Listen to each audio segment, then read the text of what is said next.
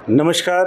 आज हम आपका परिचय कराने जा रहे हैं आचार्य भरत जी से, जो माँ बगलामुखी विद्यापीठ दतिया के जाने माने साधक हैं और जीवन पूरा लगा दिया उन्होंने अपना माँ बगलामुखी की भक्ति में।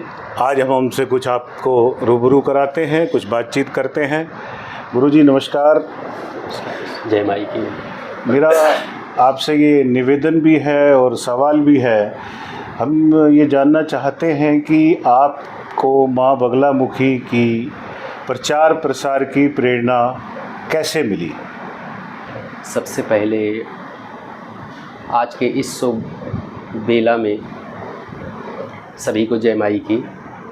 जितने भी इस न्यूज़ के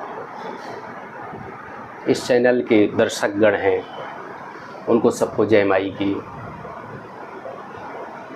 ये जो प्रश्न आपने किया है बहुत ही अद्भुत, बहुत ही मार्मिक प्रश्न है। दरअसल जीवन में ऐसी कुछ घटनाएं होती हैं, वो आध्यात्मिक घटना होती है कि जिसे हम कल्पना नहीं कर सकते कि जीवन में क्या होने वाला है। मेरे जीवन का उद्देश्य कुछ और था, जैसे कि सामान्य किसी बालक का होता है और हो सकता है। इच्छा थी आचार्य करने के बाद कि मैं एक IAS बनूं, सिविल सर्विसेज में जाऊं मैं, और भगवती ने पूरा भी किया 2013 में।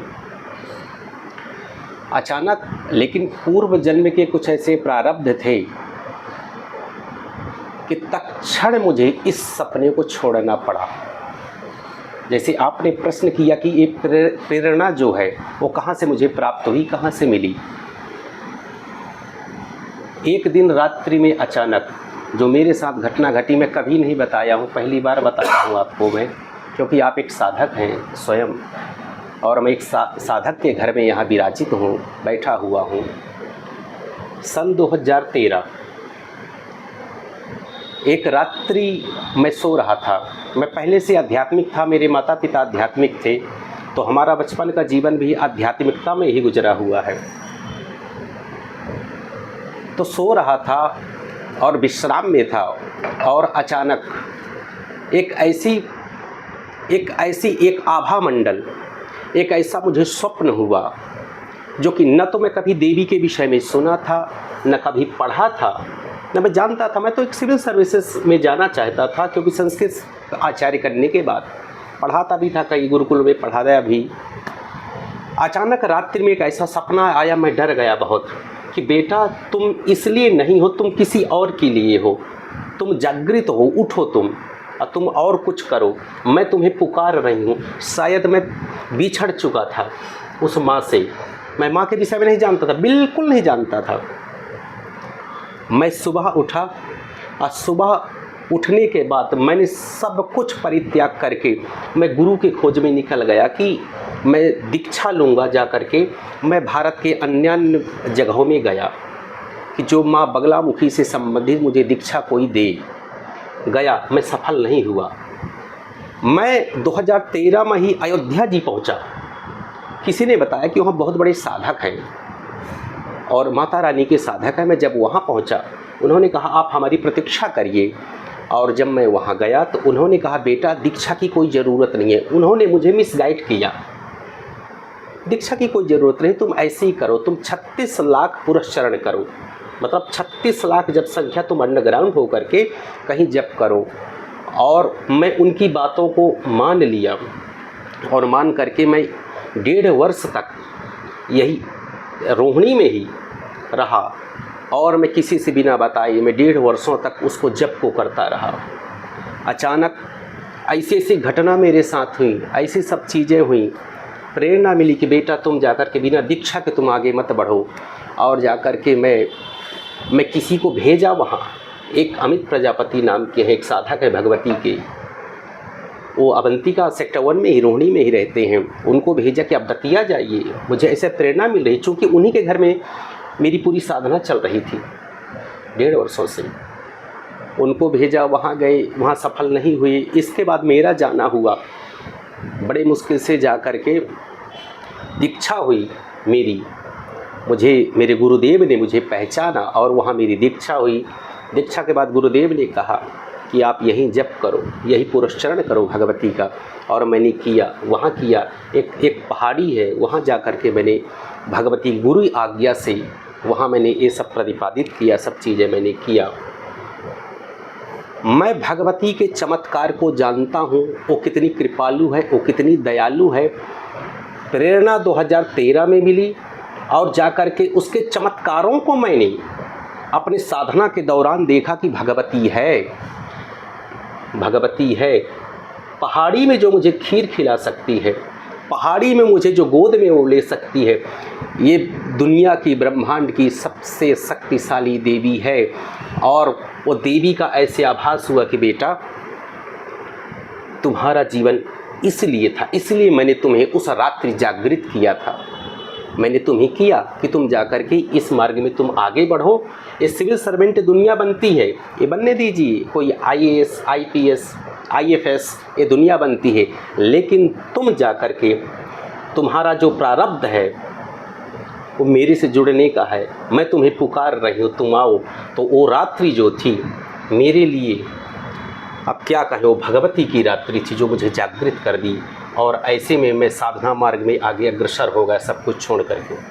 तो आपका कहने का तात्पर्य ये है गुरुदेव कि इंसान चाहे तो क्या नहीं मिल सकता, और भगवान को कृपा हो, भगवान की जब कृपा हो तो इंसान आज भी उसको प्राप्त कर सकता है। आपके कहने के अनुरूप, जैसा कि आपने दिल्ली का क्षेत्र चुना कि दिल्ली के क्षेत्र से हम माँ बगलामुखी शक्तिपीठ को लोगों को इस बारे में बताएं, ताकि वो उस शक्ति का आभास करके, उसका अनुभव करके और उसको प्राप्त करने की ओर अग्रसर हों। तो आपने दिल्ली जैसे क्षेत्र को ही क्यों चुना? चूँकि ज़्यादा कार्यकाल मेरा शिक्षा का दिल्ली ही रहा है। मैं सेंट्रल जो यूनिवर्सिटी है, केंद्रीय विश्वविद्यालय से मैंने शास्त्री की है। शास्त्री का दैट्स मीन ये होता है BA। और मैंने सिविल सर्विसेज की तैयारी भी यहीं की है, और यहीं मुझे प्रेरणा मिली इसी धरती पे कि तुम्हें सिविल सर्वेंट के रूप में नहीं, मेरे भक्त के रूप में तुम्हें जाना है। दुनिया के कष्टों को दूर करना है या तुम्हें साधना करना है, स्वयं का कल्याण करना है। तो मुझे लगा कि इससे बेहतर धरती और कुछ नहीं हो सकती है। चूँकि मैं इतने दिन रहा हूँ, इस दिल्ली से लगाव है, इस दिल्ली से प्यार है, और इसी धरती में मैं जब विश्राम कर रहा था तब भगवती की ऐसी प्रेरणा हुई कि बेटा तुम जागृत हो जाओ, तुम आगे बढ़ो। तो जो प्रारंभिक साधना थी मेरी, जो इनिशियल साधना थी मेरी, वो इसी धरती से हुई। तो मुझे लगा कि भगवती के लिए यह उचित स्थान है। और इसके अलावा यहाँ दिल्ली में ऐसी भगवती का कोई स्थान है भी नहीं। तो मैं चाहता हूँ कि भगवती का जो पीठम का निर्माण हो दिल्ली के एकांत स्थान पे हो, और वह स्थान आडंबरों से रहित हो, वह दिव्यता हो, उसमें अलौकिकता हो, उसमें आधुनिकता ना हो, चमक धमक ना हो, लेकिन वहाँ साधना हो, मानव कल्याण के वहाँ कार्य हो। इसलिए मैंने इस दिल्ली को चुना। आचार्य जी, एक बात पूछना चाहता हूँ, जैसे कि हमारे रामायण में, महाभारत में, गीता में या हनुमान जी के बारे में, हर भगवान के बारे में एक विस्तार से जनता जानती है, उसी रूप में उसकी पूजा भी करती है। भजन पद्धति, पूजा पद्धति, सब चीज़ों में वो आगे की ओर बढ़ रहे हैं। और जैसा कि आज के दौर में बहुत तेज़ी से लोग भक्ति की तरफ बढ़ रहे हैं, आस्था की तरफ बढ़ रहे हैं, तो बगलामुखी के विषय में हम जानना चाहते हैं कि माँ बगलामुखी की जो शक्ति है वो किस रूप में देखी जा सकती है, या उसकी क्या प्रणाली है, क्या पूजा पद्धतियाँ हैं, जिससे लोग जानकर ज़्यादा से ज़्यादा माँ भगवती की आराधना में जुड़ सकें। जी, भगवती 10 महाविद्याएँ हैं। 10 महाविद्याओं में ये माँ बगलामुखी जो हैं, ये देवी हैं, वो 8वीं महाविद्या है। 8वीं। एक बार क्या हुआ कि भगवती के विषय में वस्तुतः लोग नहीं जानते हैं, माँ बगलामुखी के विषय में। तो अगर संक्षिप्त पे हम उनके विषय में बताना चाहें, वैसे भगवती तो अब क्या कहें, उनकी महिमा तो अपरंपार है, बहुत दिव्य है, बहुत विस्तृत है, अकथनीय है वो। लेकिन माँ पीताम्बरा कौन है, बगलामुखी कौन है, इनकी पद्धति क्या है और ये क्या क्या कर सकती हैं,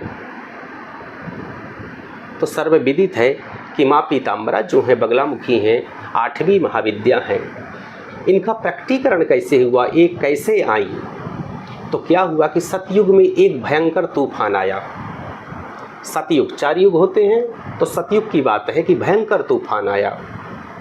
तूफान को देख करके चराचर विश्व जो है डर गया। उसमें भगवान विष्णु भी डर गई, भगवान शिव भी डर गई। तो भगवान विष्णु चिंतित हुए कि अब इस तूफान को दूर कैसे किया जाए।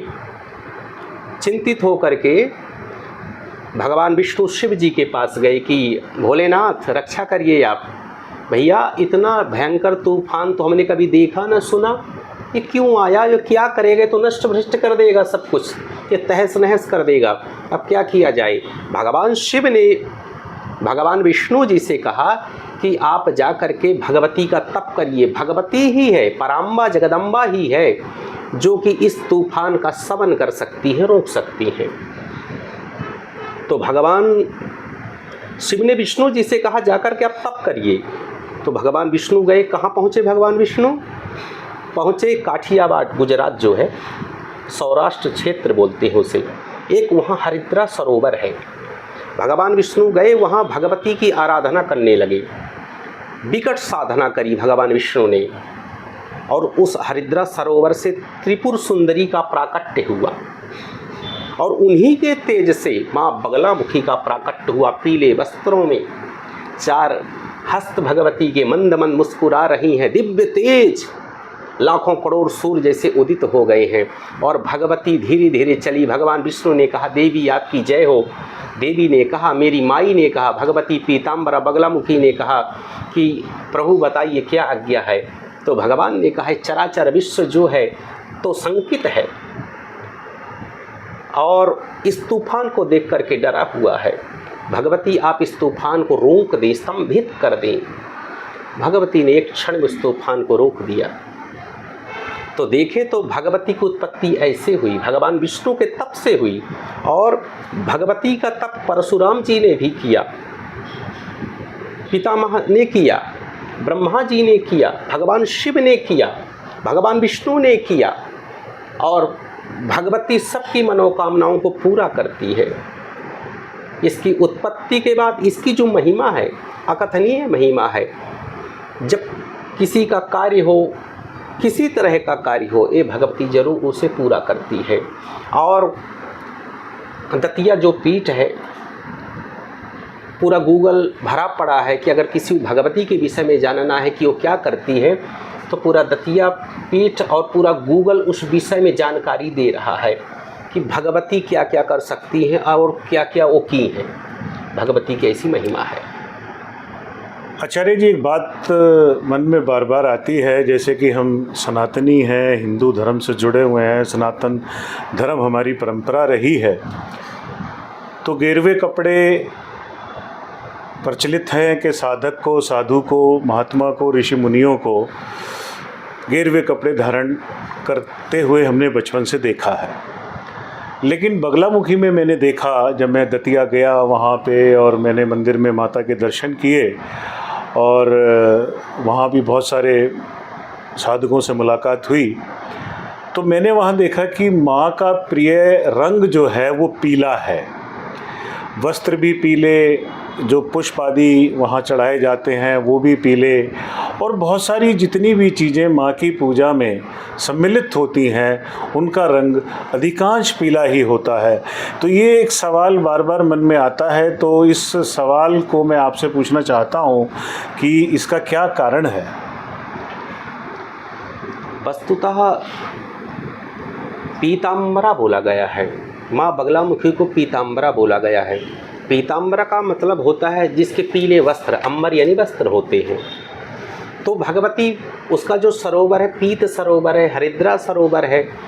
भगवती हरिद्रा से उत्पन्न हुई, उनके वस्त्र भी पीले हैं। वो हल्दी भी प्रिय है भगवती को, पीले पुष्प भी प्रिय हैं, वस्त्र भी प्रिय हैं। भगवती का प्राकट्य ही पीले सरोवर से हुआ है। तो भगवती का वस्त्र, सब चंदन इत्यादि जितना भी सब चीज़ें हैं भगवती को। अब पूजा पद्धति में भी हम देखते हैं कि जितनी सामग्री होती है सब पीली होती है। तो उत्पत्ति ही पीले से हुई है भगवती की, इसलिए उनको जो है तो पीला पसंद है। ये सब कारण है। आचार्य जी, एक सवाल और जहन में आता है कि जैसे कहा जाता है कि 33 करोड़ देवी देवताएं हमारी इस भारत की भूमि पर स्थापित हैं। बहुत से जनमानस के लोग अलग अलग देवी देवताओं की पूजा करते हैं, मंदिरों में जाते हैं और उस पूजा पद्धति को स्वीकार करते हुए अपने जीवन को बिताते हैं। मैं एक बहुत साधारण सा सवाल आपसे ये जानना चाहता हूँ कि क्या एक प्रभु को लेकर, एक भगवान को लेकर पूजा करना, मानना, साधना करना ज़्यादा उचित है, या अलग अलग रूप में उसी भगवान को मानकर अपने समय को बिताकर हम ईश्वर को जल्दी प्राप्त कर सकते हैं? इसके बारे में हम चाहते हैं आप अपने विचार रखें। साधना मार्ग में ईश्वर एक होना चाहिए। जैसे एक पति होता है, एक गुरु होता है। साधना मार्गी को पहले गुरु का चयन करना चाहिए, अपने स्वभाव के अनुरूप इष्ट का चयन करना चाहिए। जो दो नाव में पैर रखेगा वो डूबेगा। हमारे गुरुदेव कहा करते हैं कि साधना मार्ग में सबका सम्मान करिए आप। एक जो स्त्री, पतिव्रता स्त्री होती है, सबका सम्मान करती है, लेकिन पति एक को ही बोलती है। एक सच्चा साधक गुरु रूप में सबको देख सकता है, लाई के गुरु, लेकिन असली गुरु एक ही होता है।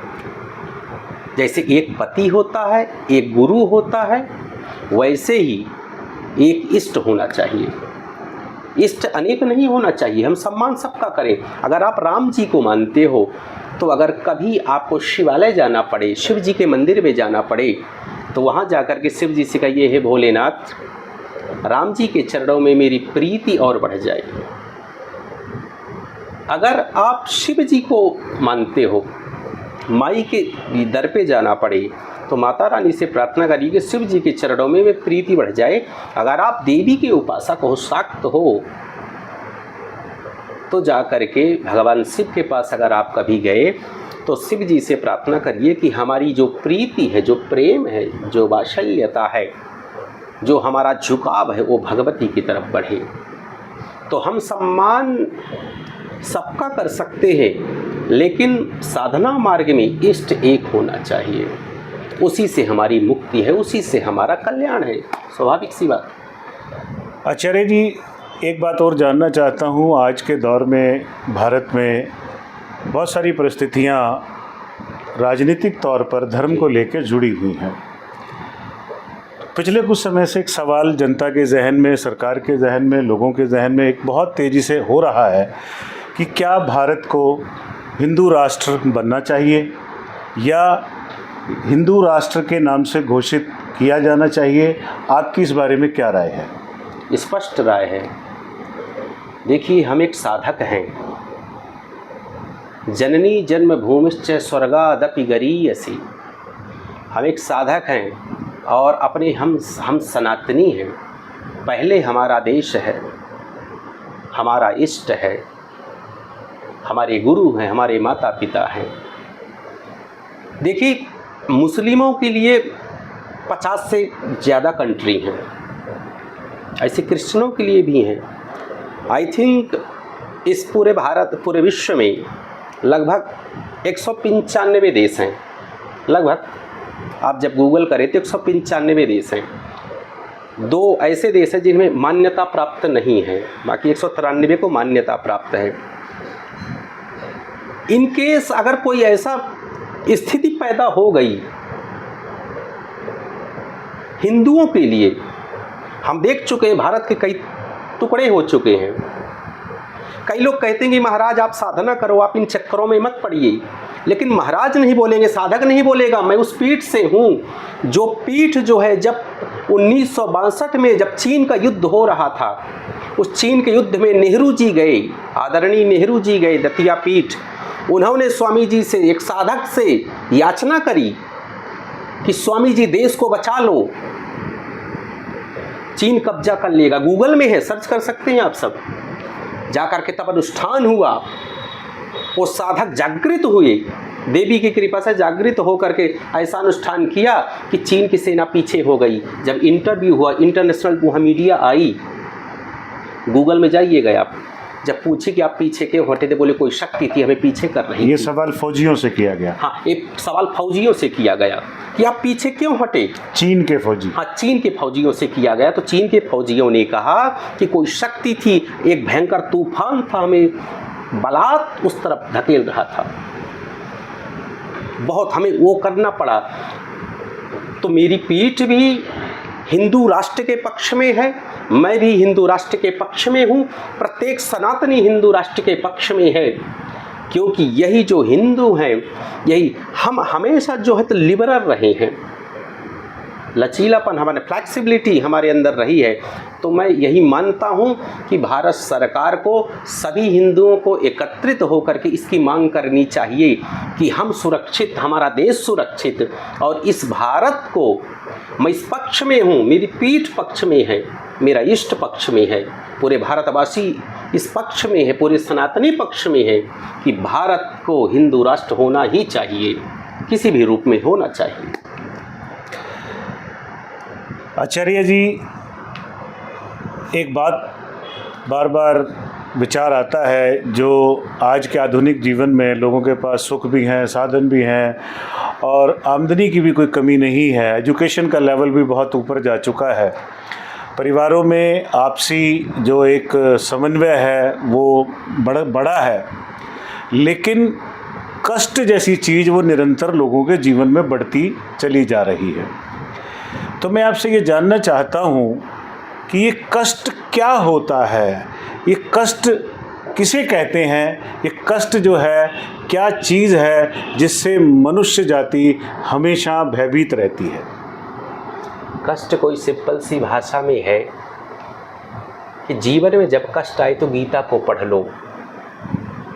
सीधी से सिंपल सी अगर हम उसको कष्ट को व्याख्यायित करें तो जो हमारी कामना होती है ना, जो हम पाना चाहते हैं, अगर वो हमें प्राप्त नहीं होता, मन के मुताबिक जो कार्य नहीं होता है, उसी को हम कष्ट कह देते हैं, उसको वेदना कह देते हैं, उसी को पीड़ा कह देते हैं। तो मन स्थिति तय करती है, कोई तो प्रभाव में भी कष्ट में है, कोई अभाव में भी सुखी है। तो जब ऐसी परिस्थिति आए तो हमारे धर्म शास्त्र हैं, आप गीता को पढ़िए कि जीवन को कैसे जिया जाए, जीवन को। और आज के परिवेश को देखते हुए मैं ये कह सकता हूँ कि हर व्यक्ति के पास संसाधन चाहे ज़्यादा हो चाहे कम हो, लेकिन है अपने जीवन को वह अच्छे रूप में व्यतीत कर सकता है, गुजार सकता है। लेकिन ये चाह जो और पाने की चाह जो होड़ मची है, ये लगी है, इसके कारण से वो दुखी है। दूसरा जो कारण है, दूसरा कारण है कि आध्यात्मिकता की कमी। आध्यात्मिक व्यक्ति जो है तो अपने आप को मैनेज कर लेता है, कंट्रोल कर लेता है, लेकिन जो भौतिकता की ओर उन्मुख हो चुका है, मुड़ चुका है, वह अपने आप को कंट्रोल नहीं कर पाता है। तो सबसे पहली जो चीज़ है कि हम इसको, दुख को कैसे दूर करें, तो गीता को पढ़िए, उससे आपको सूत्र मिलेंगे कि जीवन की कठिनाइयों को कैसे हम दूर करें। और दूसरा जो सूत्र है, जो मैं हमेशा कथाओं में कहता हूँ कि आध्यात्मिकता से जुड़िए, कोई इष्ट बनाइए, तो उसका जप करिए, सूर्योपासना करिए, आपका कल्याण होगा, निश्चित रूप से होगा, अद्भुत होगा।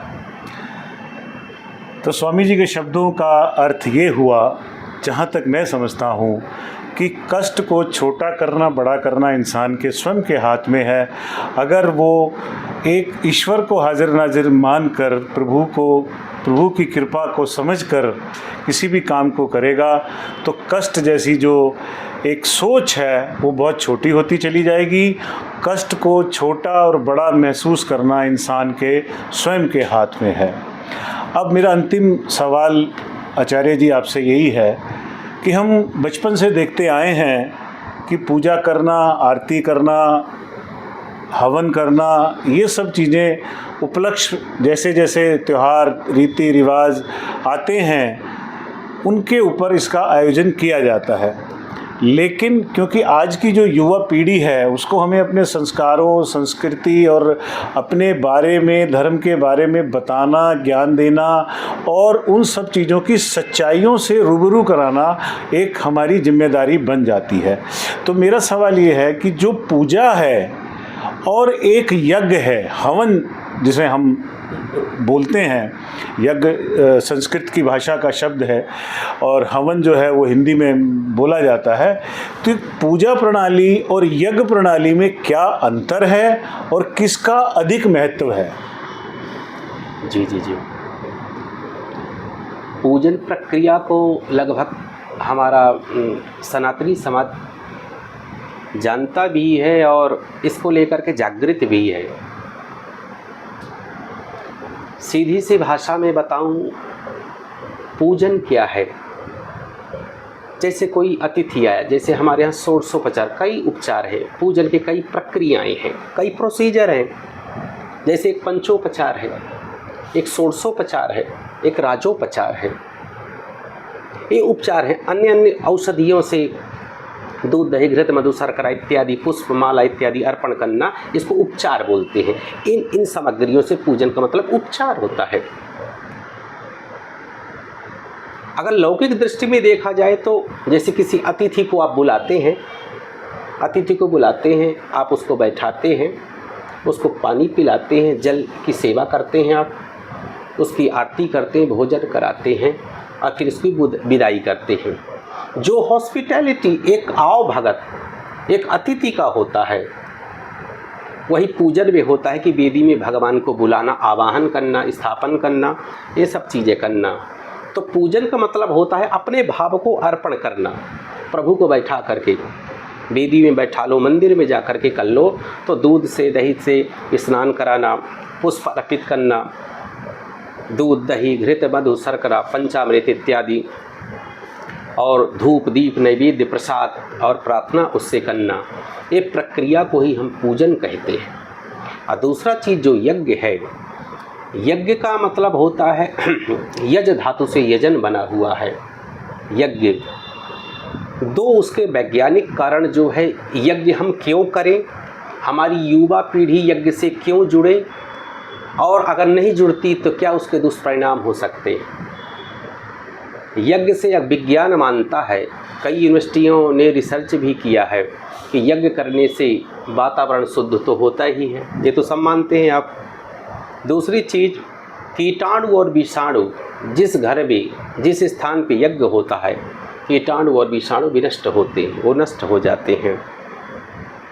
आध्यात्मिक रूप से भी और वैज्ञानिक रूप से भी जब कोई व्यक्ति यज्ञ करता है, यज्ञ का धुआं, यज्ञ का प्रकाश, यज्ञ की कृपा रोम छिद्रों से अंदर प्रविष्ट हो करके आपके अंदर जो कमजोरी है, जो रोगाणु है, जो विषाणु है, उस यज्ञ के माध्यम से, कृपा के माध्यम से, उसके धुआं के माध्यम से वो नष्ट हो जाते हैं और आरोग्यता आपको प्रदान हो जाती है। आध्यात्मिक रूप से यज्ञ करने से धर्म, अर्थ, काम, मोक्ष की प्राप्ति होती है। अगर आप धन चाहते हो तो यज्ञ कर लो, हवन कर लो। आप धन चाहते हो, पद चाहते हो, प्रतिष्ठा चाहते हो, कुछ भी चाहते हो, तो आध्यात्मिकता जो है तो भगवान की प्राप्ति कराता है यज्ञ, चतुर्थ पुरुषार्थ की प्राप्ति कराता है यज्ञ, और वैज्ञानिक रूप से जो है कीटाणु विषाणुओं को दूर करता है, प्रकृति को शुद्ध करता है। अगर मैं एक चीज़ बता दूं, अभी कोरोना नाम की जो बीमारी आई थी, अगर हमारी परंपरा के अनुसार यज्ञ सुचारू रूप से चलता, भारतवर्ष जैसे परंपरा थी हमारे यज्ञ की, अगर वो यज्ञ अनवरत चल रहा होता तो ये कोरोना जो काल आया था वो आता ही नहीं। इतनी शक्ति, इतना समर्थ यज्ञ में है। अपनी कमजोरी को, न सिर्फ कीटाणु विषाणुओं को, अपनी गरीबी को भी दूर कर सकते हैं और आध्यात्मिकता में हम बहुत आगे बढ़ सकते हैं और भगवान को भी हम प्राप्त कर सकते हैं। तो यज्ञ का ये महत्व है। जैसा कि आपने जाना सुना, पूजा पद्धति, यज्ञ की पद्धति वैज्ञानिक तौर पर भी, आध्यात्मिक तौर पर भी बहुत ही अपना अपना स्थान रखती हैं। मैं बहुत बहुत धन्यवाद देता हूँ आचार्य भरत जी को, जिन्होंने आज हमारा मार्गदर्शन किया, बहुत सी चीज़ें ऐसी बताई जो सुनी तो अवश्य थी, लेकिन मन एक शंका से भरा रहता था, लेकिन आज वो शंका आपके शब्दों के द्वारा ख़त्म हुई है। मैं गुरुजी आपका बहुत बहुत धन्यवाद करता हूँ और मैं सभी धर्म प्रेमियों से ये निवेदन करना चाहता हूँ कि शुभ अवसर का लाभ उठाएं। आचार्य जी से किसी भी सांसारिक जीवन के विषय को लेकर यदि आप कोई सवाल भेजना चाहते हैं, गुरुजी उसका जवाब देंगे चैनल के माध्यम से। स्क्रीन पर नीचे पूरी जानकारी दी हुई है, हमारा ईमेल आईडी भी है, टेलीफ़ोन नंबर भी है। आप व्हाट्सएप भी कर सकते हैं, ईमेल भी कर सकते हैं और उन सवालों का जवाब चैनल के माध्यम से समय रहते अवश्य दिया जाएगा। गुरुजी कुछ समय के बाद हमारे साथ फिर होंगे। बहुत बहुत धन्यवाद। लेटेस्ट खबरों के लिए सब्सक्राइब करें हमारा YouTube चैनल